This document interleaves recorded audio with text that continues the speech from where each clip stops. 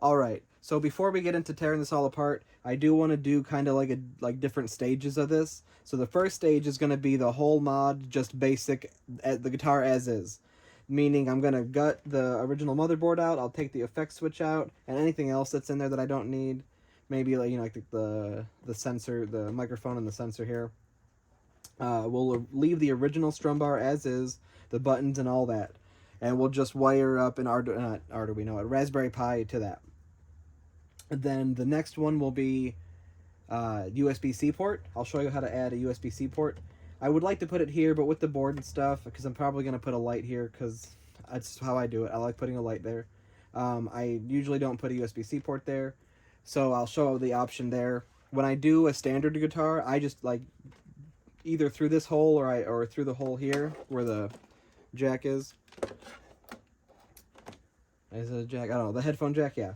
I usually just put the cable between one of those two holes. So that's how you do it standard. But the option will be, if you want to do a USB-C port, we'll do that.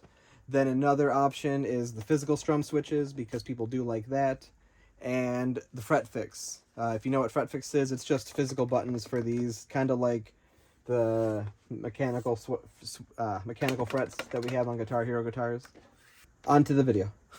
You know what, let's flash forward all this. Come back in a sec.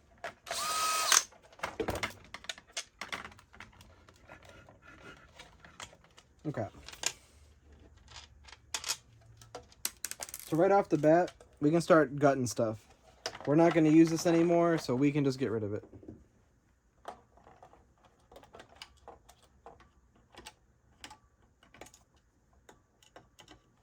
Goes into the garbage. And that goes... You can save that, because it's nice to have these kind of connectors, so... Or throw it away. Don't be a hoarder. Pick your poison. This can stay. And alternatively, you can also take off this switch if you'd like. There's just two Phillips screw heads. This one will fit. I'm going to leave it. Actually, no, I'll take it off.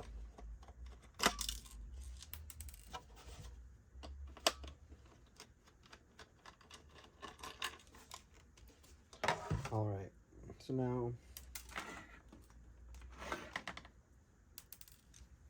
the screw. Cool. Now we do need to take the back of this off, and you'll see why. To get this off, sometimes it's really hard. Ugh.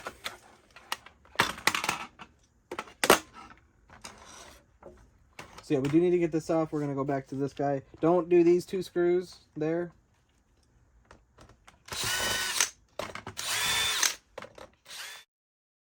So before you go ripping this back off, I do believe it is the red fret. I am wrong. Yellow fret. I am wrong. I don't work on these things often enough to know. And to get these back in, there's these little grooves here, and you slide this piece like that, and you just snap it in. But for now, let's get this one out of there, and let's get this screw out of here, because you can't get the neck off without it. Now, the back should be able to come off just fine. Now, the reason why we have to do that is we have to get these things right here, because in order to wire these up appropriately, they're flipped. Like, the grounds will match, but then the first wire will be A, and then the last wire will be A. So, not to make it complicated, let's get into that. Alright, what's up, guys? It's been a long while since I've done like a commentary thing, and I've tried to record this like a dozen times now, not even exaggerating, and it's been a little frustrating, and it's been one of the reasons why I haven't uploaded, is because I just haven't been really struggling to do a voiceover for this video. So, I'm just gonna kind of roll with it, and we're just gonna, you know, go to town, and hopefully it turns out well. So I have a few notes here that I'm going to go off of. Other than that, I'm just going to go with the flow. I apologize if my chair makes any noise. It fucking squeaks and creaks. It's so crazy. And I will not often, but a few times I will take a drink of my water. I know that upsets a handful of people, but I'm sorry, guys. I'm a thirsty bitch, you know. So, We'll get back to the wiring and like the layout of the frets in a second. Right here, I was really ripping everything apart, and I was deciding if I wanted to cut stuff at the source or cut it at the board. Because if I cut it at the board, I can use all those wires and everything. If I cut it at the source, it's just, it's dead weight on the inside, So I forget what system this is for. It's probably PlayStation, because I'm not really... I didn't save that board. I know I tossed it, and usually I save all 360 and Wii stuff. I just don't fuck around with PS. I just don't. Also, random note while we're watching me take this apart, when I could have probably done it a little bit faster. I installed a ceiling fan in my garage instead of having a weird desk fan that was always blowing onto me and like subsequently onto the microphones and camera and phone and webcam and anything, and literally everything I had recording right in front of me was also getting hit by the fan, like the tabletop desk fan. So I installed a new fan into my daughter's room, took the old one out that was in there for like 25 years, and put it in my garage up on the rafters.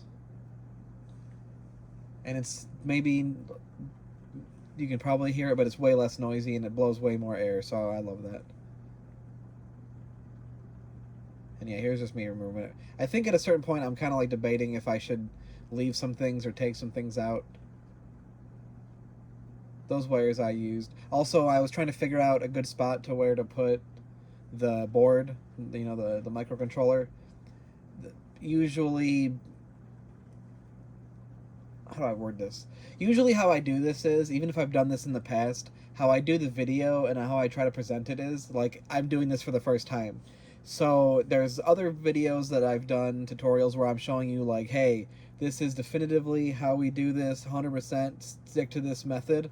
And then there's videos like this where I do it. I've done like probably 3 or 4 strats now. It's not a lot. I've done like 20 strats with the strum switches, because I've just been doing that for years. Since Rock Band 1 came out, I've been putting physical switches in guitars. So maybe more than 20. But when it comes to like doing the micro switches or the microcontrollers, I've really only done, like 3 or 4 guitars now. For the strats and Rock Band stuff, I really don't mess with them too much. It's just not my thing. But yeah, so now we're gonna get into the neck. I was saying something there and I lost my train of thought. I'm sorry. This is a struggle. I have my notes and stuff, but there's like some dead air to fill in between my notes, because now I need to talk about this. So this is what I was getting at with everything being off and opposite. So your reds are your grounds. Those are going to be the same. But then every wire is going to be crisscrossed with itself. It's kind of a weird tangent I can go on. When I was first modding guitars way back in the day, I remember taking the bottom and top, like just unplugging them from the board and putting them into each other. And I remember it being reversed and everything being like green would be orange, and so I would just have to flip the boards on the neck, and then you could have solo frets at the top of the top, the top of the neck. Top of the top, what a freaking idiot. Here, because I'm not gonna be programming this thing with separate frets like solo buttons or anything, I'm just showing you how to wire up everything into one. I actually try to minimize as many branches or many inputs, I guess I could say, not branches, but I try to minimize as many inputs as I can. I don't like wire left and right. I don't wire joysticks. If it's ever required, like if someone's gonna say, hey, I'm using this for a modded console or whatever that their specifications are, hey, yeah, I'll wire up the solo buttons. I'll wire up the left and right. I'll like the D-pad. I'll wire up the guide button and stuff. But a general build like this, it's going to be the fret buttons, the strum, the start select, the whammy, and usually like an LED. Sometimes a guide button I'll put in just for the sake of it. But I usually only play PC these days for myself. I do play PlayStation occasionally because I still have my modded PS2 inside. But I'm going to be honest, every single game for Guitar Hero 2 and even a lot for Guitar Hero 3, like all the modded ones, my modded disc, everyone's modded discs, they crash so often, and they take forever to load. So sometimes I'm just like, you know what? I'd rather just load up Clone Hero, know that it's going to work and be fine and has my nice video backgrounds that I've worked so hard on and everything, versus a game that's going to crash on me 3 times before, you know, I get one good run of a song in. So yeah, so here we're going to add the Raspberry Pi. I'm kind of just, like I did earlier, making sure all of my wires reach what they need to reach. I feel like you guys don't know what this is. Maybe you do, but there's this old show called Magic's Biggest Secrets Revealed, where they have like a masked magician and he does all these like magic tricks and then he shows you how he did them. And for whatever reason, I felt like my movement there was just like his. It's like the mimicking, like, oh look, the wires will go there, the wires will go there. I'm exhausted, but I'm gonna get this done. I want to get at least one video a week done, so we're rolling on like the crunch time for tonight. I'll be a day short, but whatever. Actually, I'm not supposed to be talking about updates and videos because that ruins the future watchability. So we'll ignore that and move on. Right here, I'm cutting out a bunch of plastic, just that way I can put the board right where I want it, and you don't need all this plastic. A lot of this stuff, I don't know if it was just because of the mold cavities. You know, you need to be able to inject plastic in multiple spots at once, not just one location, because then it plastic doesn't do well. I mean, people do it. They do make molds where you just inject in one, and the plastic turns out shitty, but they do that for like car parts and stuff. You don't really need quality finishes on your plastic. But for something like this, you know, it's a guitar, it's a toy, it's plastic, peripheral, whatever you want to call it, they do have multiple injection spots, and I would assume that the tabs around the place are for that, as well as probably for some structure, but not so much. That's what the ridges are for, all these lines. That's like your structure, I guess. You know, honestly, Harmonix, Red Octane, all of them back in the day, they were really good at making rhythm games, sure, but they were absolute experts at making controllers. Like, I have 360 controllers that are from Microsoft that I haven't done anything with, but they just kind of don't work anymore. They're kind of crap. They're whatever, you know. They're whatever. I have to fix them. They're in like a bag right now that are like of controllers for old Xbox and 360 things to fix. And I'm talking like cosmetically, not just the buttons give out. Because yeah, the strum switches give out and stuff like that gives out on controller guitars. But I mean like the plastic itself, the strum bars, the frets, like it holds up. This thing right here is going on 19 years old. And I actually, weirdly, they were making Rock Band controller parts way before they ever even announced the game. Like I think I have some guitars from Rock Band that are, they have 2006 on their like labels, you know. So I kind of talked over that, but you can pay attention. I was doing a zip tie. So if you were to pull on the cable or trip on it, you're pulling on the zip tie and not the board, because the board will just rip right off and you'll not like that. I also made sure to label what's upper and lower. And this I'll probably stop talking about ramble shit and I'll get into the actual build. So first things first, because it makes it just easy on me and hopefully easy on you, you do them one by one. If you do them all one at a time, you can't really mess up. And you start with your grounds. That also helps too, because that's just a good base point. They're both red. That's, you know, let's say it's your starting point. I've already said that, but you start there, and then this isn't necessary. You can actually solder them all at the end, but I think I solder them onto the board one by one here. And you'll see these solder joints are kind of but you'll see what I do in a sec. I just want to get a little bit of solder on there. I'm using, I don't have the pin out right here, but every block pin, if you look down here, you'll see that there's some square pins every like 4th or 5th. Those are all the ground. So the third pin in is your ground, and everything else is your inputs. I guess I could pull it up on the screen, but it's just not necessary. I've done other videos where I pull up the pinout chart on the screen.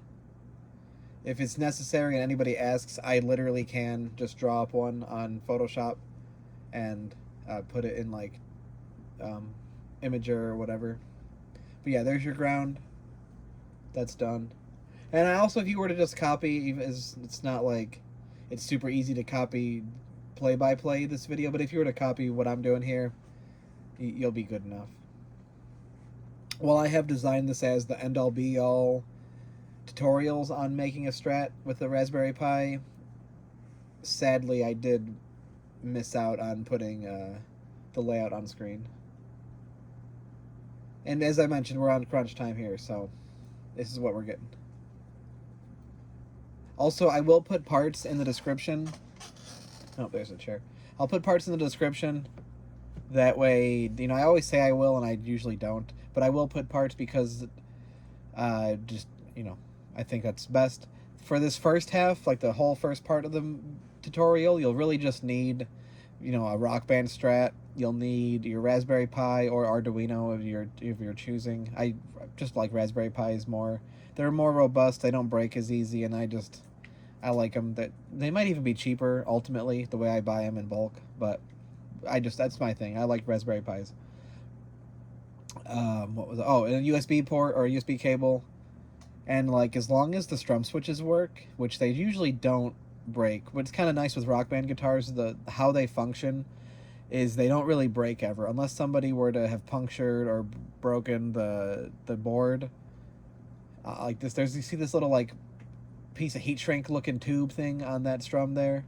If you were to puncture that and make the wires touch permanently, then it's stuck and it won't work. Or if you break the board in any way, you know, by jamming the strum bar, that also, I've seen that. So if your strum bar isn't damaged, it should work just fine. So what's nice about this mod is you can take like a $3 Rock Band guitar from Savers. I mean, I'm staring at one right now that my buddy got from Savers. It says $5.99 in the back. So you can get like a $6 guitar from Savers or whatever Goodwill. I don't go to Goodwill, but Savers or Salvation Army, whatever thrift store. You can get them real cheap, even at like the flea markets and stuff. I wouldn't recommend getting a Rock Band guitar online. They're $25-$30 for stuff that you don't know what's up. And for $3 to $10, it's a pretty good deal to take the risk on. So yeah, so you could essentially spend like, let's say $10 on the guitar, and then you could spend a little bit on the Raspberry Pi, and if you have a USB cable, I mean, if not, how cheap is a USB cable, you know? So ultimately, you could have this whole mod done for like $25 if you really wanted. Now, second part of the video, though, when I get into all the extra stuff, I will also list those parts, like the micro switches for the strum, I even have like a little short section of the video where I'm on the website for the Strum Fix Plus and the Fret Fix Plus or whatever they call it, and all that stuff, so that we'll get into. For now, I just wanted to show each individual, you know, wire. I didn't have to. I could have just been like, oh, here, you do it individually, one by one, and then we're done, you know. But people like hearing me talk. I like talking, so I guess we'll do it how I've always done it, I guess. I'm more into the flow now that we're 20 minutes in, or however long, 15 minutes into my audio recording.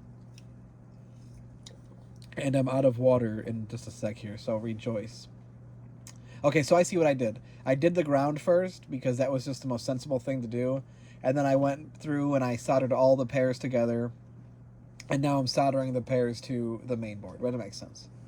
And when I do these things in, like, not so much bulk, but I do them back to back, or in general, I use the same pinout. So I have, like, my own, like, saved whatever layout on my guitar configuration tool. So when I build my guitars, I always know I go to the same pins and I just load it in, and it always works the same. I don't have to reprogram it step by step, one by one each time. But for the sake of this video, I really did just choose whatever random inputs to show you guys it doesn't really matter. If you would like, keep mind a note of what inputs you're using so you can save it. But ultimately, as long as you're hitting your grounds and your inputs properly, you're going to be all right. Try not to friggin' burp, because we're not stopping this recording. Like I told my boys, if they come in here, like, you're going to be in a YouTube video, man. I'm going to have a conversation with you while we're watching. People are watching me build something. So now we're going to do the strums. Like I said before, we're going to use just the stock strums. Now, what's weird, not going to talk about the strums. I'm actually going to talk about the whammy. What's weird is I've had a lot of rock band guitars. The whammy bar, or like the whammy potentiometer rather, has actually burned out my boards. Now, this hasn't happened to any Raspberry Pis, so another reason why I like Raspberry Pis. But it's happened to like 3 or 4 Arduinos in the past, like 3-4 years ago now. It's been a while that I've been doing that. I remember a weird tangent. I remember when I said to people, I would never do a microcontroller guitar. I stick to 360 and Wii and stuff. And now I'm over here like, yeah, you know what? I've been on board for quite a few years now. So yeah, I had, when I would wire up the potentiometers from Rock Band guitars specifically, like just Strats, I would wire them up the same way I wire every other potentiometer. The same, you know, you get used to knowing, you know, like the middle, the center, all that stuff. And I would wire them the same, and just the mere fact of having them plugged in would kind of short the board out. But the second you go to use it, I've burned out, like literally burned out, and started smoldering 2 boards because of it. So I'm more apprehensive of just wiring it straight up, so I wanted to mention that.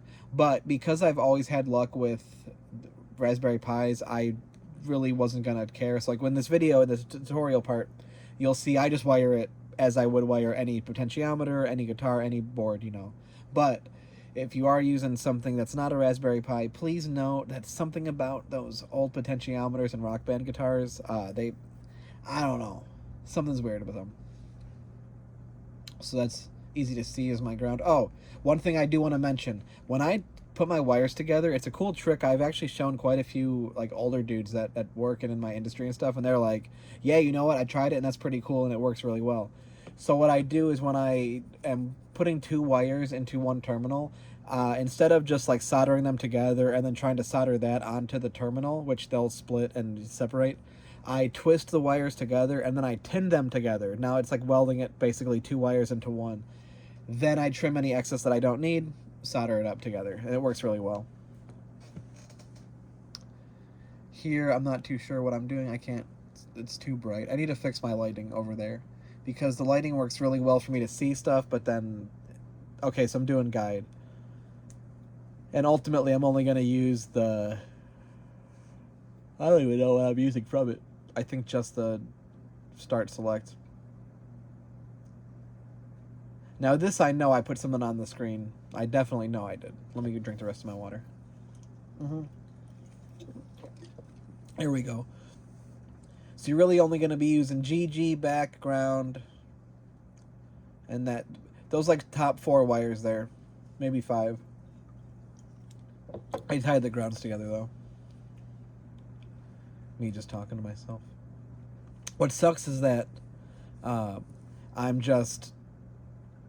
too ADHD brained to work and talk at the same time. Like I do talk when I'm working and stuff, but the problem is I either got music blasted in my stereo, I've got some movie or some TV show or some, like, I love watching old game shows. Like Street Smarts is one of my favorites. I mentioned that Magic's Biggest Secrets Revealed. It's just not a game show, but you know, I like old-timey shows from the late 90s, early 2000s when I was a little kid. Like watching that as background noise. And also because I'm constantly cutting and splicing things, or maybe whatever it is that I'm doing in real time, it doesn't work well to do the voiceover in real time, especially like I'll have the fan going or I have the door open. Maybe I've got some buddies over. Like there's so many factors that I've come across where it's not really feasible for me to truly do a whole video of me talking while I work. It hasn't been a thing for years. It's never going to be a thing. So instead, I like to do it all, you know, when I have the time. And I might even record like 3 days in a row, just a little bit here and there, which I lose my train of thought. I may repeat myself, stuff like that. So when I come in like this, I can sit down, and even though it is DVD menu style, where sometimes I don't know exactly what I did, exactly when, it still just works. A lot of times when I edit, I do actually edit the video, and then right after I do the voiceover. That way it's nice and fresh and I know all the beats. But sometimes like this, I edited this video back in like January and it's just been sitting here. So I need to just, like I said, get off my ass and get these videos out there. So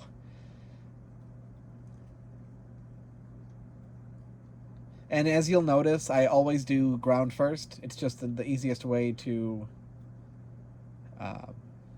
make sure it's all right. And even though it's kind of blurry there, I do go back and make sure my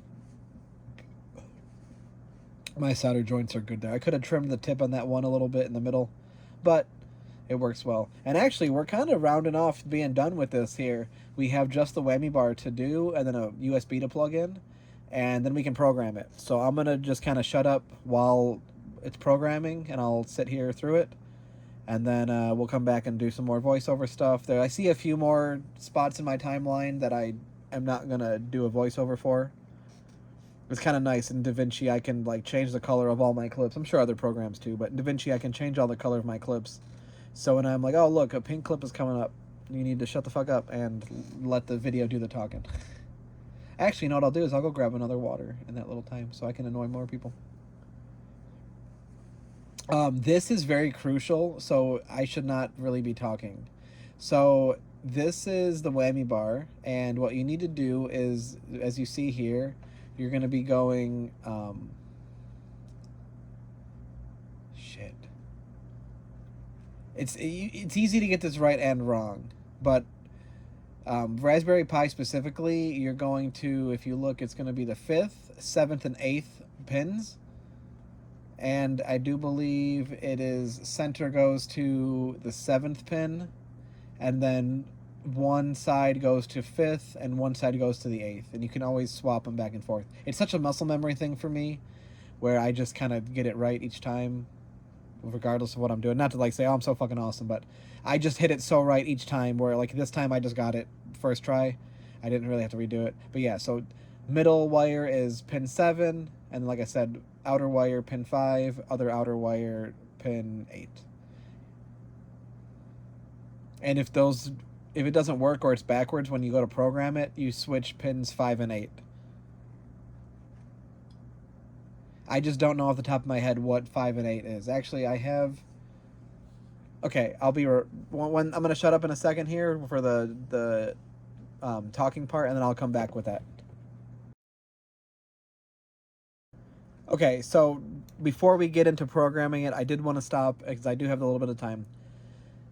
Want to go over the potentiometer wiring, try to explain it for just verbatim. That way there's no confusion and we fully understand each other, and the ultimate tutorial is actually an ultimate tutorial. There's no questions or any gray areas.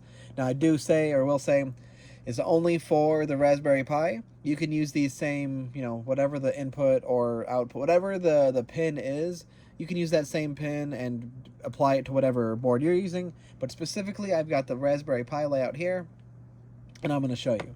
So how I have it is, I said like 5, 7, and 8, but it's just down. So if you go 1, 2, 3, 4, 5, 6, 7, and 8, so there you go. So 1, 2, 3, 4, 5. This is one of them, 3V3 out. That's 3 volts out, 3.3 actually volts out. Then you have 6, 7. You have your analog input. And then you have your ground. So how I have this wired, if I can pull this up kind of here, zoom in. So how I have this wired is we have, look at it, however you're looking at this wire here goes to the 3V out, 3V3 out. The center wire goes to your analog input. I don't know why I can't say it. Your analog input, and then your ground goes to the other pin. Now, as I mentioned before, if it doesn't work, or if you're in the programming, like the programming stage of the guitar configuration tool or whatever you're using, and it's either opposite or not working, you can switch these two, you know, so I just do the opposite, and then that should make it fine. Also, you got to play around with the calibration a little bit. I didn't really dive into that too much. I did dive into it when I programmed it, but I didn't go over like how it can be a little nitpicky. It can be a little bit kind of, you have to mess around with it a little bit. For the most part, I've got like a 90% success rate now, but there's a little bit where I will mess up, or just I didn't calibrate it perfectly, and it like frizzles the notes when you're playing them, or maybe it's always activated, like whammy's always on or something, or maybe whammy only works like the last 10% of it when you're pressing it. So you got to wiggle around with it, play with that, but that's how you wire up the potentiometer to the Raspberry Pi board specifically. There you go. Now onto programming it.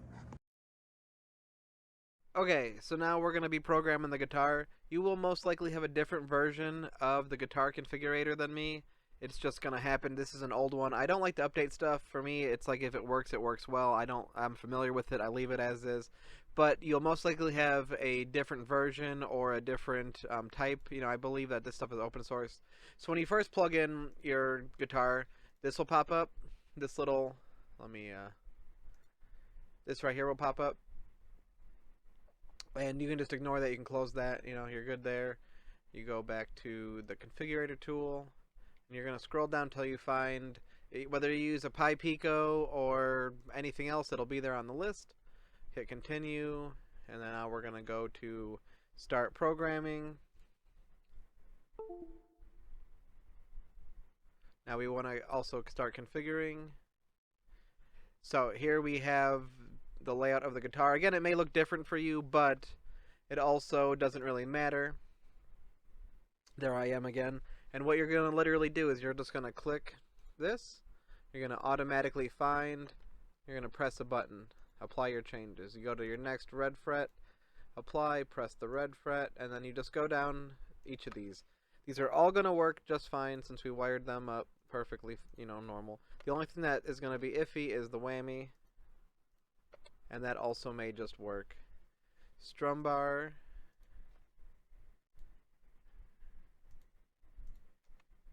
Works just fine.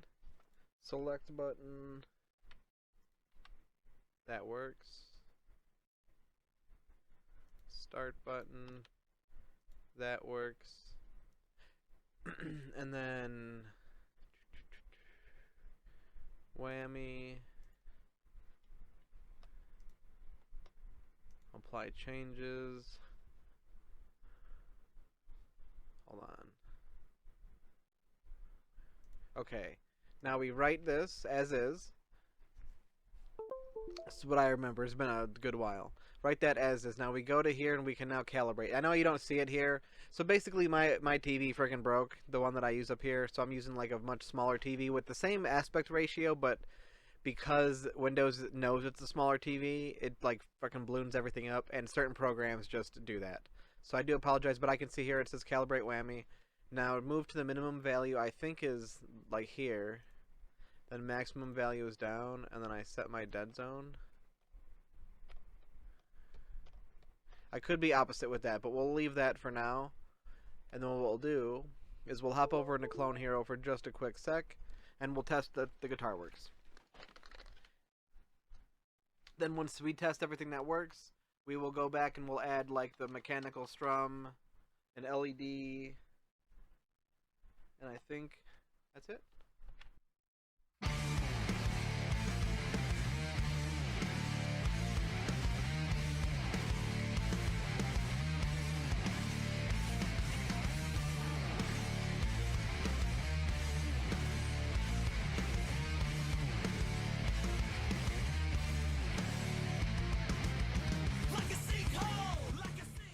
Alright, so there you see, at this point, if you have wired up everything with me, you have a successfully made Rock Band Strat for PC. But we're not finished. Obviously, we still need to do the good, you know, extra finishing touches to it to make it really shine, you know. But I just wanted to show, like, the basics, that if you just have a USB cable, the microcontroller, you just need some soldering experience, a soldering station, and to quit this game. Yeah, so we'll do the mechanical strum. I want to throw an LED on because I always do that. And we're also going to remove this cable and we're going to put a USB-C port on it. Other than that, yeah, see, so I guess it was right of me to hot glue the cable in place, even though I will be taking it out. But yeah, there you go. That's how to wire a very basic Strat to PC. Okay, now I'm back, and I could actually tell that you can hear my fan, so I do apologize about that, but guess what? It's getting hotter outside, and I need the fan. So, back with doing all the extra nonsensical, we don't need these mods, but these mods are fucking awesome type part of the video. So what we're doing first is the USB port. I am a lefty, so I am putting my USB port on the, the, if you hold the guitar lefty, it's going to be on the bottom. But for you guys, 90% of you, 99.99% of all of you, do it on the opposite side. I'm using a step drill because that's just what I use. You don't really need a step drill. It's just these things are like half an inch, these USB ports that I'm going to link down below, which I'll have a separate video on because they are the shit. For years, I've been looking for the perfect USB port for guitars. Literally the greatest port ever, this thing right here. Have never found something better. This is like my newest go-to that I've had, and I love them. Can't sing the graces enough. I don't even like screw them in. On the Guitar Hero controllers, I do screw them in because why not? But here, the bodies are too shallow, so I had to just hot glue it in place. So that was a lot of fun. And yes, I come back once the hot glue is done. And then now here's me struggling to cut all the old hot glue out. The only thing that's weird about these USB ports is that blue is your data line instead of green. Normally it's white and green. This cable, green is ground, and blue is your data. So once I figured that out, because I don't read instruction manuals or anything, any data sheet, I just was like, oh, this doesn't work, why not? And then I figure it out. So it's worth mentioning. Also, notice how, like, babyish I put, or I took that off. Oh, you know what? Glad I'm saying this. I'll link this too. I will link both the USB port and this little, just, what's the term that we use? We have a term in automation for loose end cables. But yeah, so I really didn't even need to show this in full detail. It's like, you're wiring a USB port in. But for the sake of being thorough, we will wire the whole thing up. Well, I'll show you wiring the whole thing up. If you notice, I also hot glued the USB port to the board. It's not necessary. I just... Look, if there's one thing you'll learn about me besides me being... multiple things to learn about me. Very vulnerable. I love telling what's up. I love telling people what's up. I don't like hiding from the truth. I like heading things head on. It's probably why I get a lot of genuine love and respect from people, which I appreciate a lot, guys. Just a side note there. But you'll notice that I love rambling and I love hot glue. Like, I've had this industrial hot glue gun longer than I've been doing YouTube now, and I love it. That thing's probably 30 years old, man. It's awesome. Hot glue's my best friend when I do these projects. Because when you start taking apart old guitars, especially third-party guitars from back in the day, you're like, these people loved hot glue too. Everything is just hot glued into place. Everything, every single thing. The cables, the freaking plug, I remember taking apart a third-party guitar that Walmart used to sell a lot. It was this really weirdly shaped guitar, and it was not awful, but it was pretty shit compared to a real one. But it was really cheap, like $15-20. And when I took it apart, the tilt sensor in it was just hot glued in place. It wasn't even like molded in or screwed in or nothing. It was just hot glued in place. Also, I guess it's worth mentioning because even though you just see me soldering wires, I am using heat shrink here. I always use heat shrink. Not necessary. Actually, what I would like to do, not so much for this video, but I would like to revisit this soon, probably next couple videos, on how to just do a basic USB mod. That'll be nice to do its own little quick tutorial. And I can show it both with heat shrink and without, because I have these Wago connectors that are just like, it's hard to explain, but it's nice to not have to require solder. So it'll be cool that I can show people how to put a USB port in their guitar and they don't need any soldering skills at all. Nor do you need heat shrink. You literally need some wire cutters and possibly, maybe if you really need it, wire strippers, but you can strip wire with wire cutters. So it's like, you could get by with the bare minimum on that one. I don't know why I'm not zooming in here. These are some pretty nice solder joints that I'm doing here. Also worth noting, I say it in every video, but I constantly have to reiterate, I use flux core solder. It's a more expensive solder. It's not more expensive by a lot because solder is already kind of ridiculous sometimes. But it's a not cheap solder. It's a more expensive solder. It's a high quality solder. It's 60-40, so it's 60% solder, 40% flux core.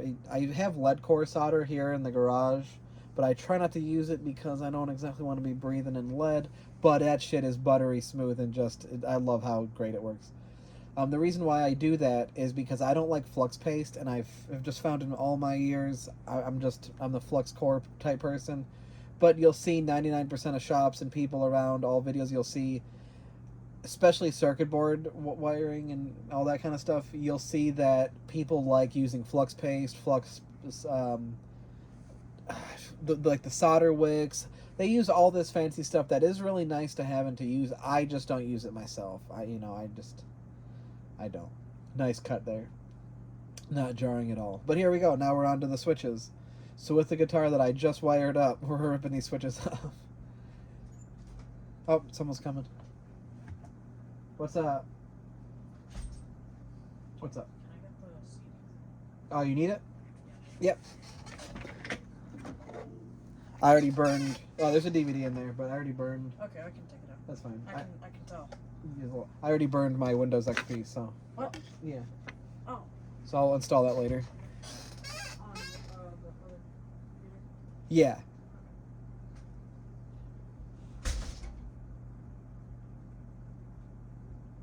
See, I told you guys, I'm not gonna take that out. I had to buy a DVD drive so I could burn a disc for Windows XP for this old computer I have, because it just doesn't work with USB ports for some reason. Like, I can't boot with the USB port. But yeah, so I'm gonna install like Pajama Sam and some other old games and stuff, like Photoshop 2002 or whatever the fuck. Just some old stuff, old programs, maybe Windows Media, not Windows Media Player, Windows Movie Maker. I'm sure it's already installed, but okay, so this actually, let's talk about, because this is where it gets kind of nitty gritty. Other people have attempted these mods and they say they work out just fine, but it's one of those things that every guitar, it's like bespoke in a way. That being that you build them to order. You build every single guitar with these custom strum switches. There's no, like, you can buy the I'm trying to think of the word here. You can buy the adapters that people have made for other switches and stuff. I'd prefer using the micro switches and the limit switches, but you can buy adapters and things that mitigate having to do all this. But how I do it, with either screws or epoxy, every single time, it's just, you put it there, you hot glue it in place. I'm actually going to start using putty. I think either blue tack or putty will be a better option than hot glue. But hot glue works well. You put your piece in place, you hot glue it. Right now I'm just kind of building these little stands for the switch to fit, because you don't want the switch to be on the base of the guitar. It's not good that way. The range and the tilt, you could really call it the fulcrum, but I don't want to use big words. So the range or the tilt that the strum bar has, you want it to be touching higher up, kind of similar to where the actual strum switch is. So that's why I put that other peg there. And at the end here, you'll see I epoxy all of it. I do see a pink part coming up, so I'm going to shut up. I think that you just hear the strum switch and how it sounds. Maybe I'm showing how it should be, so you get an idea. What you want to do is you want to put it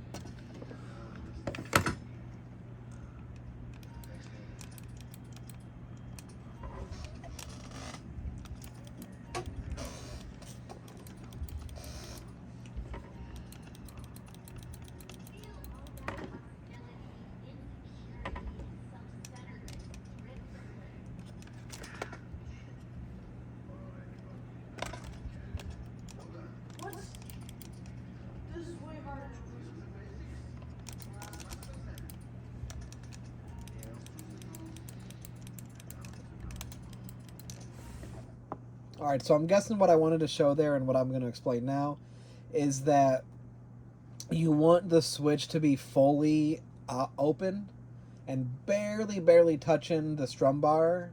That way it has full actuation, but it's not ever prematurely strumming. And yeah, it's perfect, so perfect. You can see that it's kind of touching a little bit, bending ever so slightly, but it's not putting any pressure on the plunger itself. That's just the metal lever. You want the plunger itself, the little plastic part that's going to switch. You want that to just not be under any stress or anything. It just, you know, barely be touching it.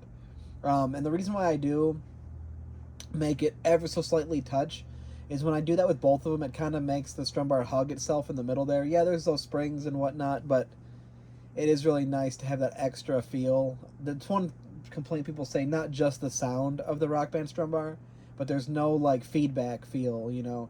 So having like a nice click with the feel and the pressure sending it back, it adds to a good experience overall.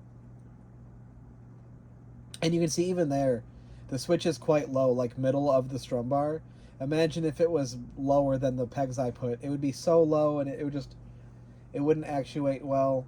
It would also be putting undue pressure on a lot of stuff. I'm not sure what the zoom in there was for. Maybe just to show how low it was. Like it's right there in the middle. Oh, yeah, perfect. I can't even hear it, but I can see the plunger barely being hit.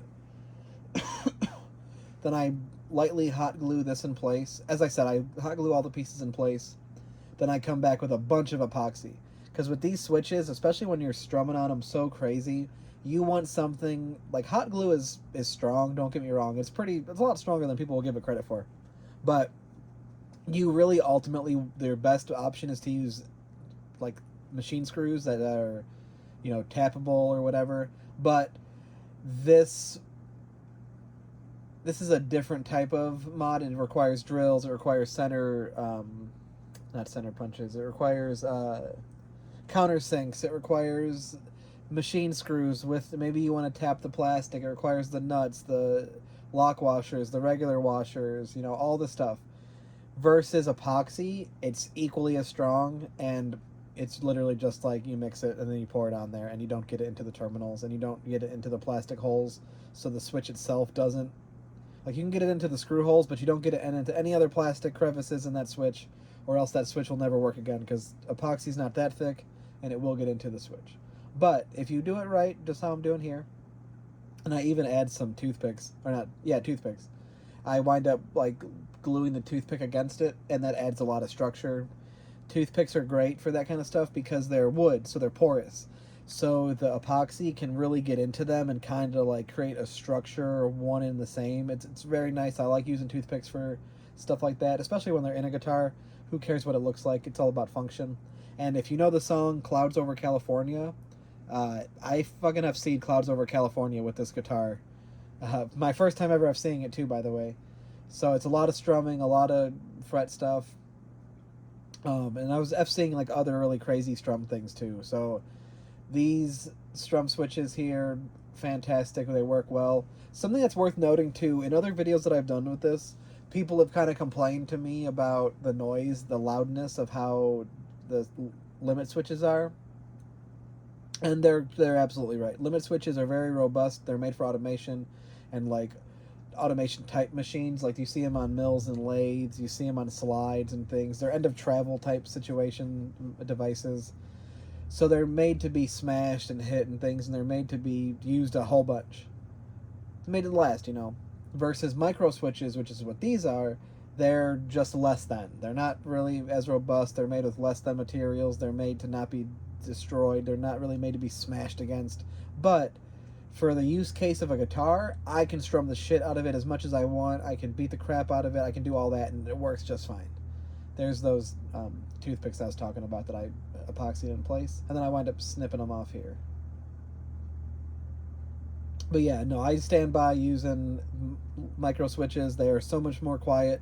They give you the same exact feel and experience as a limit switch. You just don't get all that noise, which, hey, it's fair. You know, I love taking constructive criticism, so when everyone goes, love the mod because it enhances the guitar here, or rather Rock Band experience, but what the fuck is with how loud these are, man? Like, on my Riffmaster video, that's the number one. Here, it's right here. I'll do it from down below. Thing's on the floor like 4 feet away from me, and I'm kind of strumming it while reaching, and you can still hear it, I bet. So that was a big complaint. So yeah, it's nicer to use these. And look, guys, as I said, they sell the adapters. You can buy the 3D printed stuff. You can do all the cool made for, you know, it's homemade, but it's made with 3D printers and stuff, so it's made for. It's been engineered and designed, and I love that. That's awesome, and it makes me so happy that that exists in this community, in this world. But we all know that's not what I do. It's not my thing. It's not my shtick, you know. My thing is making handmade, custom ordered, like, it's the same as my career, man. I build custom automation machines. Yeah, sure, maybe we build repeats here and there, but every machine we build is a new thing. It's a new design. We have new struggles, new problems, new thing. I love it. I absolutely, instead of building the same machine for 35 years over and over and over and getting burned out and bored of it, I get to have a new exciting day every day at work. And so that's what I like about YouTube and doing the guitars that I do. I like to just do my own thing and do it my own way. And, you know, been doing it longer than most. I actually, to be honest, I can't toot my own horn on this one. I think actively I am the oldest Guitar Hero modder, like, controller-wise. Even with my lack of consistency, I am the most consistent and longest uploaded guy doing Guitar Hero controller mods. I mean, I got a video from 2008 of me doing showing off my Guitar Hero mods, you know. So I do love that, and that's why, as much as I stick to my own ways, I like to incorporate new things too. Oh, here, don't ignore that I wired one of these switches wrong. I think the other one I wired wrong. I don't know how I did it. Literally, I drew with my Sharpie the correct pin to use, and I just didn't solder to the correct one. So that's fixed later down the road. But yeah, strum switches are done. I should have mentioned this back when I was done with the epoxy. I gave that thing 24 hours to cure with all the epoxy. I also put just a tad, let's say like 55 to 60% hardener to 50 or 40% the part A, you know. So I did a little bit of extra hardener in there just because. Oh, hey, look at my old camera that still fucking works so freaking great. I love it. We're doing the LED. So instead of using a voltage regulator and stepping down the voltage or all that, I'm just trying to wire straight up to a 3.3 pin. I've got LEDs. All LEDs are dependent on the voltage. That's how they get their color. So some are less, some are more. I specifically picked an LED that would just be 3 volts. It's like 3.2 or whatever. I don't mind the camera screen is broken. That thing is like a 13-year-old camera. No, it's like a 15-year-old camera. And it still has such great quality. I have 5 of them, and I use them kind of more than you would expect me to use them. Not regularly, but I use them way more than you would expect a person to use 15-year-old point-and-shoot cameras. I mean, I got 5 of them. There's a reason for that. One day I'll post some of my other random videos I build or make. If I could, I'd be like Spike Jones and just make music videos. That would be my thing. This part is more or less unnecessary, so I could have put that at the very end. But LEDs are cool, and it makes the guitars look awesome. So it's kind of, and it's also like a signature thing. I will say, if anything, that's what it is. It's a signature thing that all my guitars, if not most, the majority of them, I love taking the guide button out and putting a LED right where the guide button is. It's just like kind of like, especially these PS3 guitars, it's so cool. You saw earlier, I'm able to just pick out the center of the button and then take out the little sticker or the emblem, and then it's an empty just core that I can now put. And I've kind of mastered putting the hot glue into and not making it all poppy, and it comes out pretty legit. I have a couple guitars where I'm like, damn, this almost looks factory, and I fucking love it. Now this one's a little sketchy because I have to tie that into another ground that I've already wired into. I don't like doing that. Like I said, sometimes they'll separate. Alright, now what are we doing? Oh, okay. So here's something we're skipping to. This is Strum Fix Plus. So this is a really cool, very simple, very easy, just you take out the strum bar. Like you see here, there's like 4, maybe 6 screws. You take out I think it's 6. You got 4 on either end, and then the 2 on opposite sides. You take these screws out, you cut your wires right at the source. I'm sure I show that part.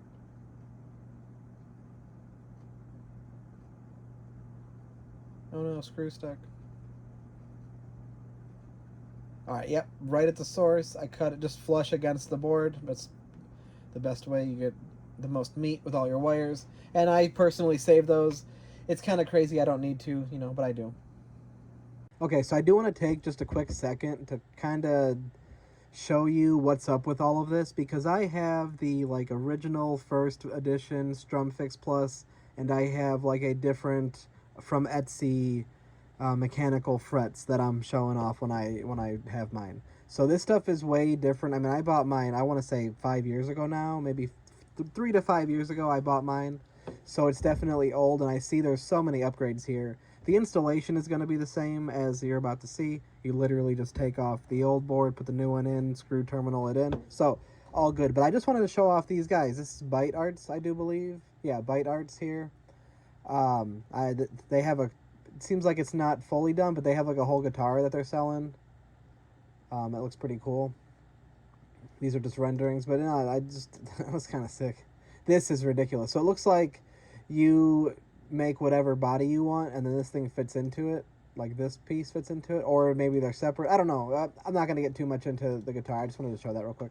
So what we're going to be talking about here is the StrumFix Plus. These two are the literal same, just one has power for LED, one does not. The Duo is pretty cool because it's for bass players. Like if you were to have the not the Beatles bass, although yeah, if you had the Beatles bass, this would be cool to install into it. But like the Rock Band 2 bass has that strum bar. This is more akin to what I have and what I'm about to show.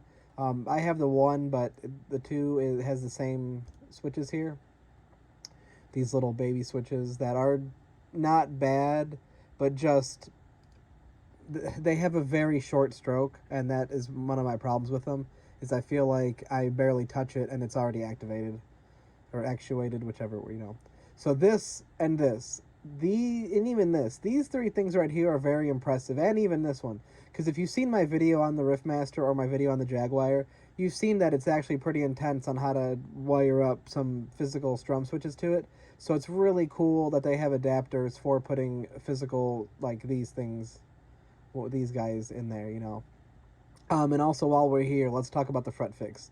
The fret fix is really badass. I don't show it with these plastic tabs because I don't know if they're necessary or not. I like playing without them. But these are really nice because it shows... Oh, shit. So you can wire these to, like a stock guitar. You wouldn't need to wire this to like a custom guitar like I'm doing. You have your colors here, which is that. And then I'm guessing this is your solo buttons. Yeah, because here's your pass-through. And then there's your... out, but then there's precision bass wiring, and there's standard guitar. That's really cool. I like that. So no, this is just really impressive stuff. So I wanted to show off this. The overdrive foot pedal, it is what it is. And other stuff they sell, solid wood. That's cool. That's actually cool because I also have a video on that where I made a strum bar for that. But yeah, so if you are interested in doing a StrumFix Plus, the Fret Fix, any of these other things, if you've seen one of my videos and you're just watching this and you see, oh, I wanted the Riffmaster strums, whatever, and I don't want to do the hardcore mod, I fully recommend this shop right here. This will be included in the links as well, but just because I'm showing an outdated version of both of these things, you know, the strum bar as well as the frets, I just wanted to update and show a little bit of love to people, you know, when they deserve it, and show the flowers because this is an awesome shop. I guess if I click guitars here, it would just show, yeah, that OMFG, OFM. Okay, cool. All right, so tangent over. I just wanted to show a little bit of love and show what was up with that site since I am using an old board, as I mentioned.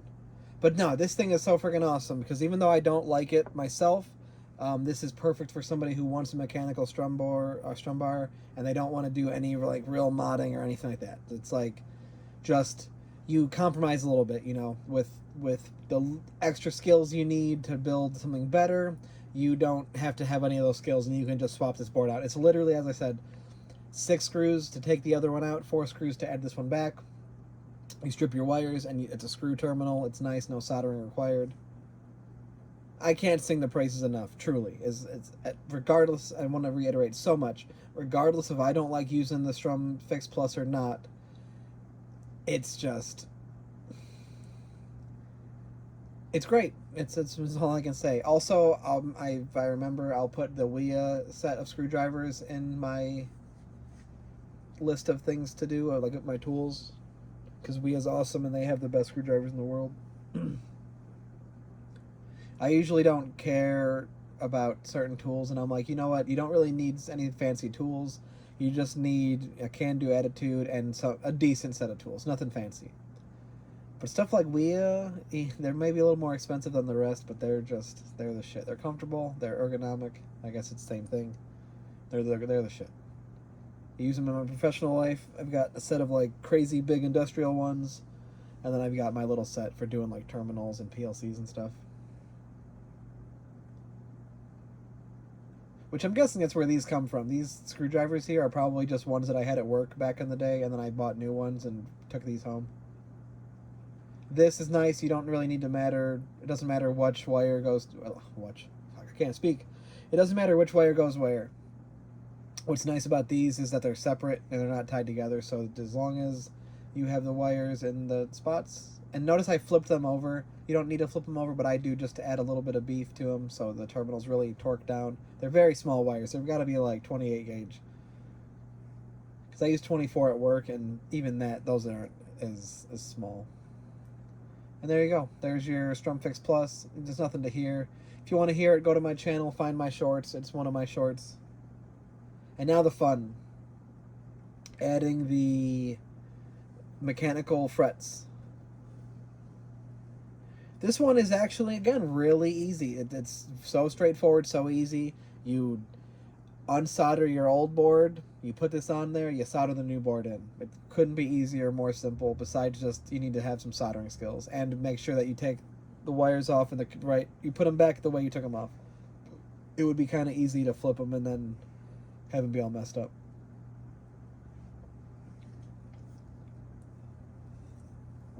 Also, you could cut all these wires and then just re-strip them, re-tin them. But a method that I've always used, and you'll see here, I pull on all the wires in the back, and then I just hit each tab, each terminal, and eventually they all come out. It's not too bad.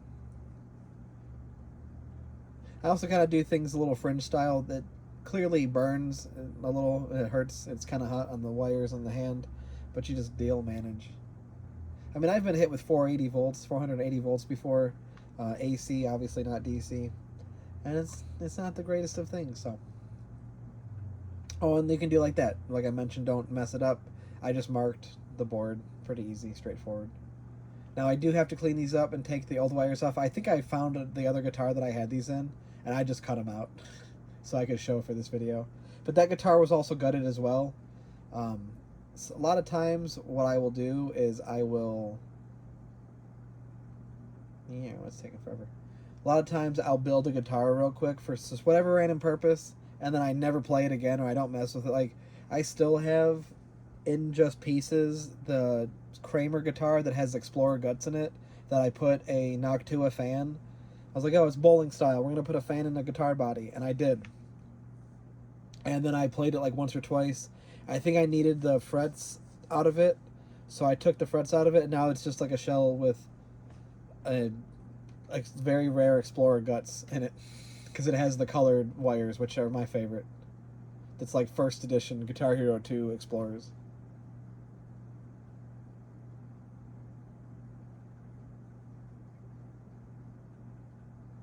But shoot, I need to do a collab with Tommy Boy, and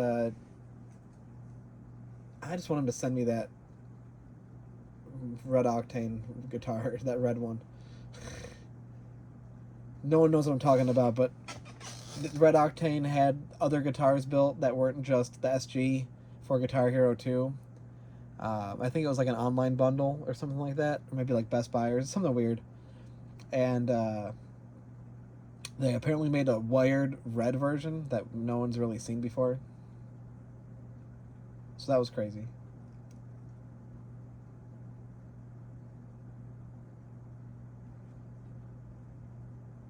Oh, computer just shut off. But it's just a screensaver. Yeah, there's really not much to say here. It's just kind of... I wish I had, like, some copyright-free music just playing in the background. I could just sit here and fucking zone out. But... hope you guys are doing well. Hope everything's cool. Got a lot of big plans for this year for videos. Whether I do them or not, no promises. But like I said, one a week should be alright. That's a lot of videos. So, we'll see. But hey, what that means a lot of filler though, so I'm okay with that. Also, I just love soldering. Even like watching me. Like, I'm not the greatest in the world. I'm not a perfectionist, but you know what? I do a damn ass good job. Especially with my like 20-year-old Weller, that the tip is still so chef's kiss clean. It's crazy. That's the original tip that came with my soldering pen. But you know what's weird? I think it's using that nice expensive solder, because all of the ones we use at work with our shitty solder and the flux paste, we go through tips like once every other month, unless people just don't know how to use them, which is also a factor. Yeah, and same thing. I guess I didn't even need to show this, but we're showing it for the sake of the fact to show it. Red goes here. And Red, the man, is like, what are you talking about, Willis? Do. Throw some Buckethead Pikes in the background here. Or some Isaac Shepard, fuck. Ooh, here's what's cool, random. I got my kid into Newgrounds music. My 13-year-old is, I've talked about it before, he's big into music production. And so I was like, yo, you ever hear of Newgrounds? And he's like, I've heard of it a few times. We've watched videos and stuff. I'm like, what about Newgrounds Audio Portal, where all the like coolest music, like underground music, people like you do, people like you are making music and putting it there because they're not on Spotify and they're not like, this is like where you put your music before SoundCloud was a thing. And so he went down this giant rabbit hole of all these artists and stuff. And I was like, that's really cool, man. So I don't know what I was going with that, but Newgrounds Audio is the shit. Oh, that's what I was saying is I need to just download some like Newgrounds Audio. Some Seaside, some from Radush. I think he was Polish. Had this Polish kid from Newgrounds as a friend on Facebook for years. And I don't know what happened to him. But he made damn good music and he was only like 12. It was fucking ridiculous. I was like 14. So it really wasn't weird. But I wasn't hanging out with him in that, so that's also not weird. Although shit, one of my, not so much anymore, because we talk a couple times a year now, but one of my best friends for a couple years there, this dude Tim, fucking Bartley, Tim Bartley, I'll dox you, buddy. He, quite younger than me. I think we met, I was probably in my early 20s, and he must have been like 14, 15 through the Guitar Hero community. He's a cool dude. Got himself into a lot of trouble and shit with the community back when he was younger. So I was always sticking up for him and like kind of like, hey guys, kids are kids. You know, people do and stay stupid shit. Don't like exile him out of the group because of it. You know. So yeah, we were pretty cool. Once he became an adult, we became good friends.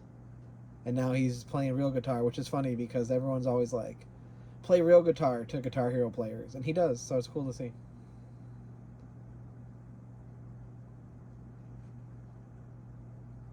I'm just so exhausted and tired, guys. But greener pastures are here. The grass seeds have been seeded. I planted the grass. I've been watering the lawn, metaphorically speaking, and we're here. We're doing this. We're putting the guitar back together now, which means we are at the finish line. We've done it all. We've done the USB. We've done the StrumFix. We've done the my StrumFix. We've done the mechanical switches on the frets. We did the LED. We did the everything. We did it all. We're here. We're at the finish line. It's awesome. And for those that are here for the first time watching this, and I was like, who the is this guy and what is he up to? Welcome to Ninja Pones at Life. What's up? Everyone else who's been here for a long time is like, this is a standard-ass video by Nick. Oh, we're not done, actually. I noticed something that when I was putting the back on, it was hitting the strum switches. What's up, guys? It was hitting the strum switches really bad. And that's just not acceptable. You can't put the back on with that. Some of these guitars, I've actually done it with a lot of these guitars. Actually, the few that I have done with the Raspberry Pi and like microcontroller mod haven't had battery packs, so I haven't really had to factor this in. Those have been wired guitars. So now that this is not wired, wireless, I had to add this little part at the end where I cut the battery pack out. And unnecessary. You don't actually have to clean this up, but I did because I don't like fucking sharp ass plastic. But you put the battery cover back over it and no one would even know that it's missing. It's kind of cool actually. I do this on a lot of guitars. I used to do this on guitars when I would put like the Explorer board into like a wireless like Les Paul or something. I would put the board right behind the battery pack and then have like a button taped, like a silicone button taped to it. That way, if I needed to press like the guide button or something, I didn't wire it in. I could just open the battery cover, press the button, and be good. Back before I was, really heavily modding it, I was just swapping guts out. But yeah, so there's that little part at the end there, and we're done. I mean, there's nothing really even to show. I see the video's ending, so there you go. There's your ultimate rock band guitar. Peace. Hope you enjoyed the video.